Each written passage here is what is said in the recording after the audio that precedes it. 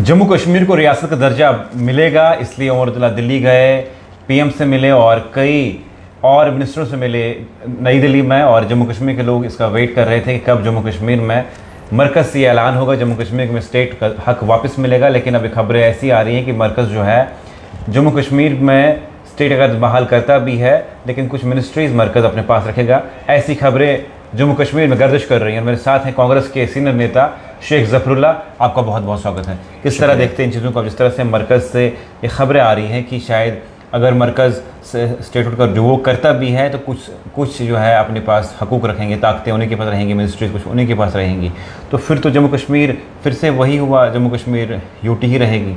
क्या अब तक भी इस तरह की अफवाहें खबरें पहुँची?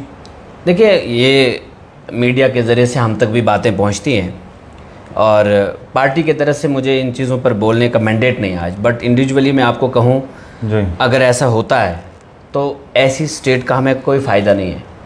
कांग्रेस पार्टी का ऑलरेडी स्टैंड है इस पर कि हमें कंप्लीट एक स्टेटहुड चाहिए, हाफ स्टेटहुड बिल्कुल भी नहीं चाहिए। आपने डॉक्टर तारिक हमीद करार साहब की स्टेटमेंट सुनी होगी, उन्होंने कुछ दिन पहले कहा कि हमें कंप्लीट स्टेटहुड चाहिए।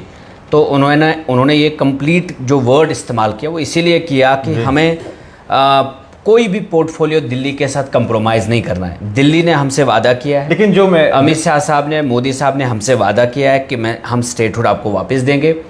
और ये हिस्टोरिकल स्टेट को तोड़कर जो उन्होंने डिसीजन लिया था 5 अगस्त 2019 में, ये पहले ही एक ब्लंडर किया था उन्होंने हिंदुस्तान की तारीख में और जम्मू कश्मीर की तारीख में। मैं समझता हूँ कि इस तरह की जो अफवाहें हैं इन पर हमें ध्यान नहीं देना चाहिए, क्योंकि उनका जो प्रॉमिस है वो पार्लियामेंट से हुआ है। और वो अगर इस तरह की मंशा और इस तरह की सोच लेकर चलेंगे, मुझे लगता है कि कांग्रेस पार्टी सड़क पर आएगी, संसद में लड़ेगी, स्टेट में पूरा बाकायदा चक्का जाम होगा, हम सड़क पर उतरेंगे। हमें हाफ स्टेटहुड नहीं चाहिए, हमें कंप्लीट स्टेटहुड चाहिए, और जिसमें हम अपनी स्टेट को, इस हिस्टोरिकल स्टेट को बेहतर तरीके से चला पाएँ।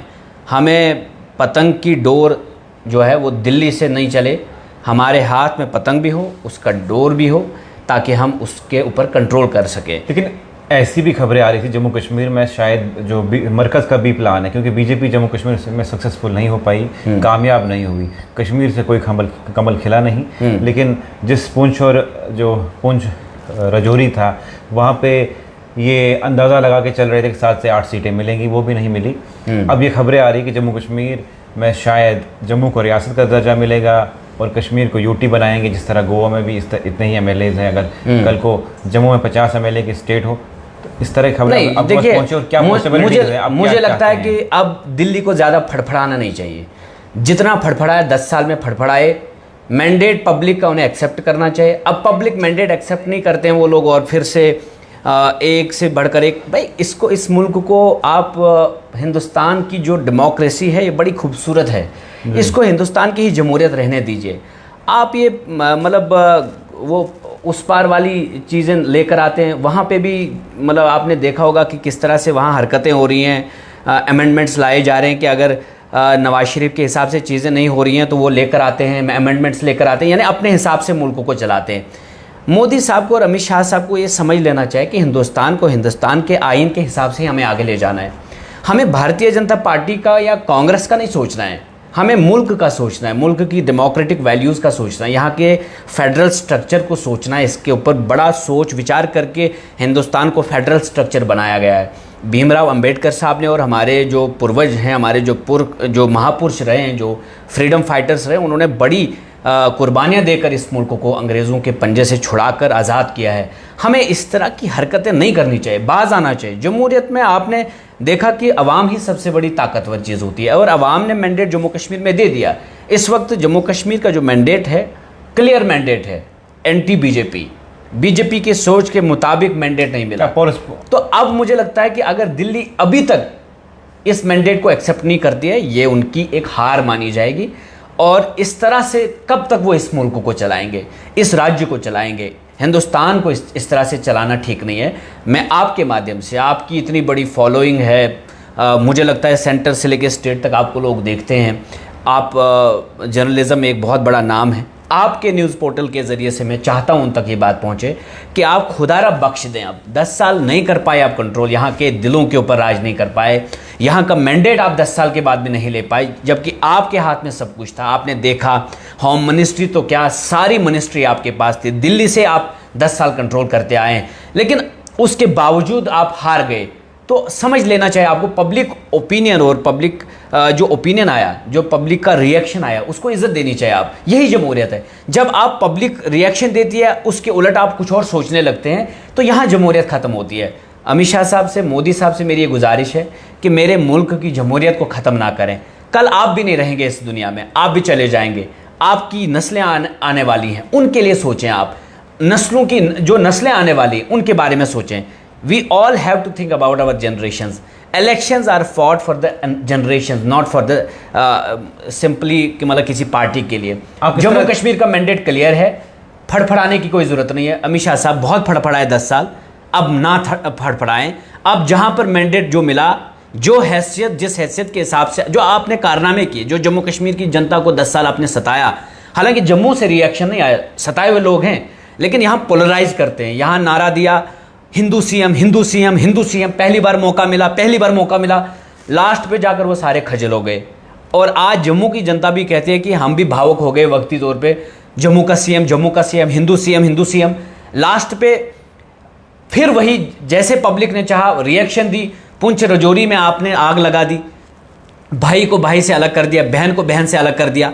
एट द एंड उन्हें ये समझ में आ गई कि आप डिवाइड एंड रूल पॉलिसी लेकर अंग्रेज़ों से लेकर आए। 1909 की जो पॉलिसी थी, उन्होंने हिंदुस्तान पर राज करने की कोशिश की थी, जब हिंदू और मुसलमानों को लड़ाया था। आप गुजर और पहाड़ियों को वहाँ लड़ाना चाहते, हार गए आप। मान लीजिए हार, मान लीजिए, आपको एक्सेप्ट करना पड़ेगा। और अमित शाह साहब, जम्मू कश्मीर के ऊपर जो आपकी गलत नज़रें हैं ना, छोड़ दें।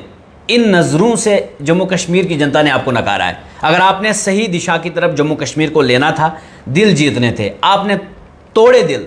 आपने गुजर को पहाड़ी से अलग कर दिया, हिंदू को मुसलमान से अलग कर दिया, कश्मीरी को जम्मू वालों से अलग कर दिया, चिनाब वैली को पीर पंजाल से अलग कर दिया।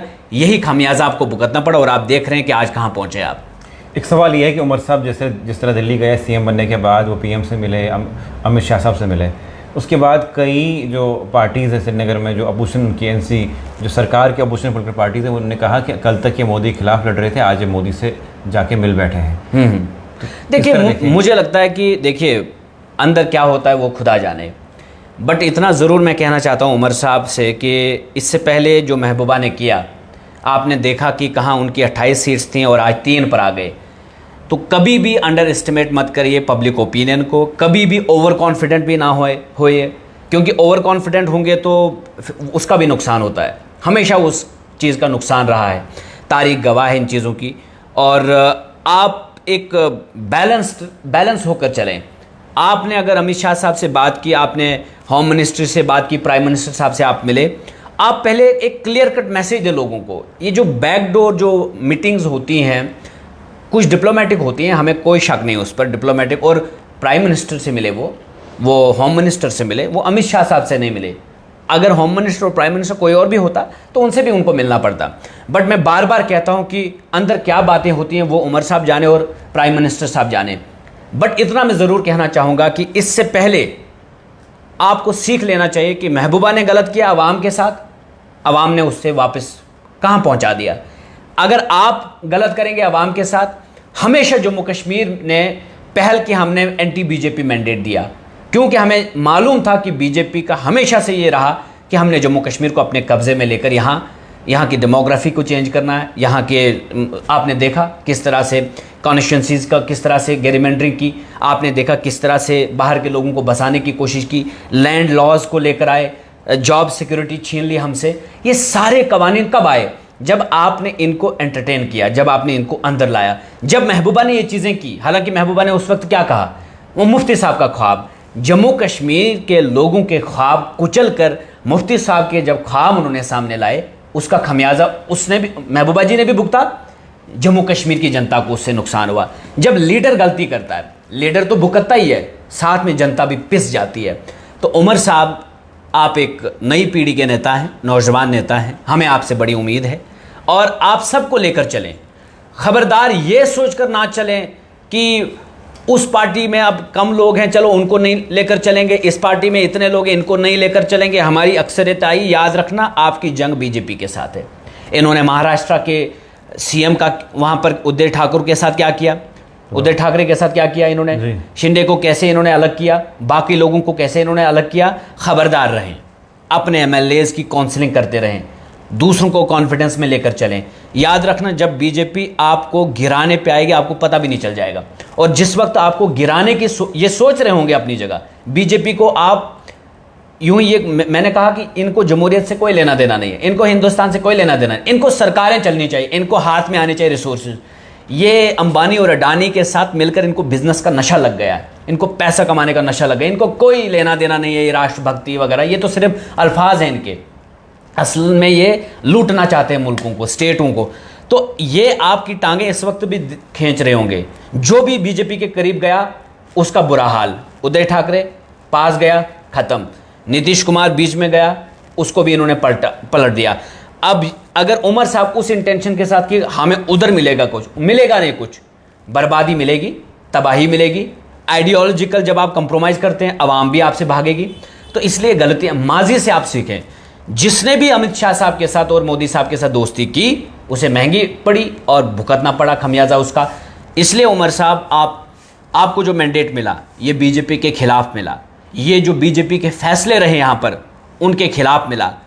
और अगर आपने इस मैंडेट को कभी भी अंडर एस्टिमेट किया, इन वैल्यूज़ को, जो जम्मू कश्मीर की जनता के पास जो वैल्यूज़ हैं, डेमोक्रेटिक वैल्यूज़ को जो वो समझकर मैंडेट देते हैं, अगर आपने कुचल डाला उन चीज़ों को, तो याद रखना आने वाले वक्त में आप तरस जाएंगे कि लेकिन वो कुर्सी नहीं मिलेगी जिस कुर्सी पर आप बैठे हैं, जो मान सम्मान आज आपको जनता ने दिया। तो लेकिन फिर खैर मैं चाहता हूं कि वो मैच्योरली एक सवाल ये है कि आगे बढ़े। एक सवाल ये है कि जिस तरह कश्मीर के लोग चाहते थे कि 370 वापस मिले, आप क्या चाहते हैं, रियासत का दर्जा वापस मिले या 370 वापस मिले? देखिए, कुछ चीज़ें होती हैं कि मैं कुछ बातों पर यकीनन, एक फ्रेंकली स्पीकिंग, मतलब पार्टी के जब अंदर आप आते हैं, एक ऑर्गेनाइजेशनल सेटअप होता है, आपको इन चीज़ों के ऊपर मैंडेट नहीं, आप जनरल ओपिनियन देते हैं। पार्टी का मंशूर क्या है, पार्टी का मैंडेट क्या है, हमारे चीफ स्पोक्स पर्सन है, हमारा एक ऑर्गेनाइजेशनल सेटअप है, उसमें एक डिसिप्लिन रहता है। आप जब भी ये सवालात पूछेंगे, हमारी पार्टी के स्पोक्स पर्सन से पूछें, हमारी पार्टी के चीफ साहब से पूछें, तारिक हमीद करा साहब जो हैं काबिल तरीन, उन्होंने कई बार इन चीज़ों पर टिप्पणी की। रही बात जो स्टेटहुड है, that is the immediate need, क्योंकि इस वक्त तो हमारे जो पोर्टफोलियोज हैं वो कब्जे में हैं और जनता उसकी वजह से पिस रही है। तो इमीडिएट ये जो रेस्टोरेशन ऑफ 370 ये बहुत ज़रूरी है, जिसका प्रॉमिस भी सेंटर ने किया है। एटलीस्ट जिस चीज़ के लिए उन्होंने प्रॉमिस किया है वो तो वो दें, हमारी ये लड़ाई है। उसके बाद जो फर्दर है 370 की लड़ाई, बाकी चीज़ें, ये एक कॉन्स्टिट्यूशनल एक मतलब वो लड़ाई है। इसको जाहिर सी बात है आप कॉन्स्टिट्यूशनली आप लड़ेंगे इस चीज़ को लेकर, और कॉन्स्टिट्यूशनली अगर आप जीते तो जीत पाएंगे, वरना ये आसान लड़ाई नहीं है और ये लड़ाई लंबी है। लेकिन इमीडिएट जो रिलीफ लोगों को हम देना चाहते हैं, क्या आपको लगता है कि रियासत दर्जा वापस मिल सकता है? क्यों नहीं मिल, नहीं, सेंटर जब देश की इतनी बड़ी इतने बड़े मतलब डेमोक्रेटिक टेम्पल के अंदर बैठकर देश का होम मिनिस्टर, देश का प्राइम मिनिस्टर कहता है, और जब प्राइम मिनिस्टर साहब यहाँ आए और अमित शाह साहब यहाँ पर आए, कितनी बार उन्होंने ये अपनी स्पीचेस में कहा कि हम ये वापस देंगे। तो अगर वो मुकर जाते हैं, और दूसरी बात वो कहते हैं हालात खराब हैं, ये खराब वो खराब है, हालात तो फिर इसका मतलब वो जानबूझकर हालात खराब कर रहे हैं ताकि वो स्टेटहुड ना मिले इनको। ये माहौल ऐसा तैयार करते हैं ताकि स्टेटहुड ना मिले। देखिए, हालात ठीक करना भी आपका काम है, स्टेटहुड देना भी आपका काम है। आप कब तक इस तरह से बोलते रहेंगे हालात ठीक नहीं, हालात। रिसेंटली इलेक्शन हुआ, पीसफुल तरीके से इलेक्शन हुआ, just after election you should have announced कि मतलब हमने रेस्टोर कर दिया इसको वापस स्टेटहुड को।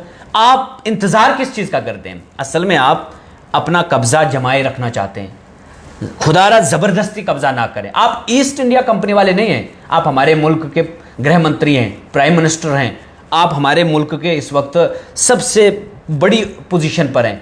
आप ईस्ट इंडिया कंपनी का जैसा बिहेवियर ना करें। ये मुल्क हमारा है, ये स्टेट हमारी है। जम्मू कश्मीर, अगर आप इसको ताज कहते हैं, ताज को आप लूटने की बात ना करें। इस ताज में जो भी जेवरात लगे हो उसको लूटने की बात ना करें, कोशिश ना करें। आप और लगाने की कोशिश करें। आप छीनते ही जा रहे हैं, स्टेटहुड छीन रहे हैं, 370 छीना, नौकरियां छीन रहे हैं। रिसेंटली एक नोटिफिकेशन आई, उसमें कहीं यूपी और बिहार के लोगों को आपने रिक्रूट किया। आप यहाँ के पावर प्रोजेक्ट्स में यहाँ के नौजवानों को रोजगार नहीं दे रहे हैं। आप यहाँ कैबिनेट जो डिसीजंस मेकिंग होती हैं आप उनको अप्लाई नहीं करते, यहाँ न्यू रिक्रूटमेंट नहीं लेकर आते हैं, उल्टा आप यहीं से लिए जा रहे हैं। सैंड माफिया आपने यहाँ पर, रेत माफिया आपने यहाँ पर खड़ा कर दिया, आपने यहाँ पर स्कूलों की तबाही कर दी, आपने यहाँ हॉस्पिटल्स को तबाह कर दिया। पिछले 10 साल से नई रिक्रूटमेंट नहीं लेकर आए किसी भी डिपार्टमेंट में, आपको इस चीज़ का खमियाजा भुगतना पड़ा, लोगों ने आपको रिजेक्ट किया। खुदारा आप बख्श दें जम्मू कश्मीर को, आप जहाँ हैं वहीं रहें, कहीं ऐसा ना हो कि इतना बड़ा एक विद्रोह यहाँ पर, वो एक रेवोल्यूशनरी एक मतलब आंदोलन जो खड़ा हो जाए, फिर आप देखो फिर भाग भी नहीं पाएंगे आप। ये बहुत बड़ी बात है कि आप एक देश के मालिक, एक हेड हैं, रियल हेड हैं, और देश के अंदर आप बार बार देश की पार्लियामेंट में बैठकर आप झूठ बोलते हैं। इतने सालों से आप लॉलीपॉप दे रहे हैं, हाँ स्टेटहुड वापस करेंगे, स्टेटहुड वापस करेंगे।